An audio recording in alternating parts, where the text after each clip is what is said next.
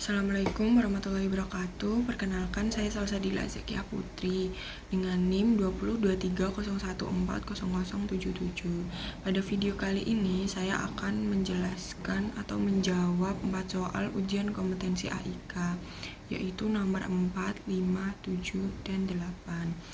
Pada soal ini berkaitan dengan bagaimana Islam memandang ilmu pengetahuan dan teknologi, serta bagaimana kita sebagai umat muslim menyikapinya di era modern ini. Soal nomor 4, yaitu sains dan agama tidak bertentangan. Sebagaimana orang masih menganggap bahwa agama dan ilmu itu bertentangan, tapi sebenarnya justru Islam itu sangat mendorong kita untuk belajar dan meneliti. Contohnya yaitu pada Quran surah Al-Alaq ayat 1-5 yang memerintahkan untuk membaca dan belajar.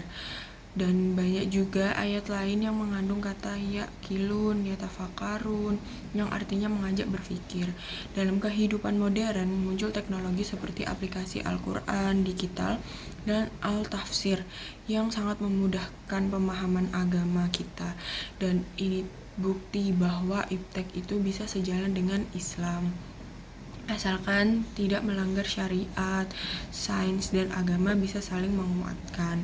Pada soal nomor 5 tentang ayat fenomena alam dan sains, saya memilih Quran surah Al-Qasiyah ayat 17-20 yang mengajak kita mengamati ciptaan Allah seperti unta, gunung, dan bumi. Ayat ini jadi inspirasi untuk mempelajari atmosfer, geologi, hingga teknologi mitigasi bencana.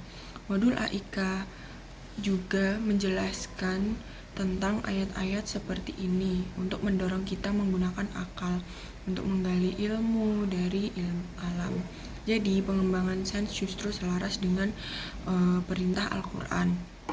Pada soal nomor 7, ilmu karena dunia versus karena Allah Subhanahu wa ta'ala. Di zaman sekarang banyak sekali orang yang belajar demi gelar dan pekerjaan. Sebenarnya nggak salah juga, tapi kalau tujuannya hanya dunia, itu bisa jadi tidak berkah. Karena di dalam Islam kita diajarkan bahwa menuntut ilmu itu ibadah, seperti sabda Rasulullah yang berbunyi menuntut ilmu itu adalah kewajiban bagi setiap muslim.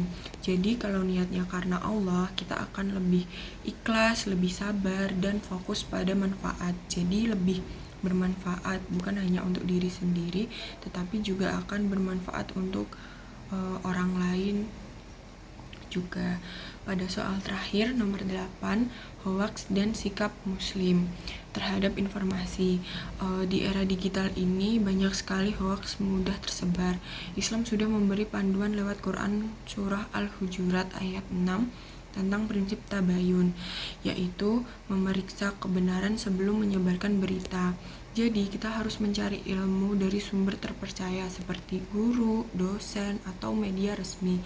Jadi kita tidak boleh asal ikut-ikutan yang viral, tetapi kita harus mencari informasi yang benar dan bermanfaat. Dengan begitu kita terhindar dari kesalahan dan tetap pada jalur keilmuan yang benar. Itulah 4 soal yang bisa saya jawab berdasarkan pemahaman dan referensi dari materi AIK. Kesimpulannya, Islam itu sangat mendukung pengembangan iptek selama diniatkan karena Allah dan digunakan untuk kebaikan. Jadi kita semua bisa menjadi generasi yang berilmu, berakhlak, dan tetap berada di jalan yang diridhoi Allah. Sekian, terima kasih. Kurang lebihnya mohon maaf. Wassalamualaikum warahmatullahi wabarakatuh.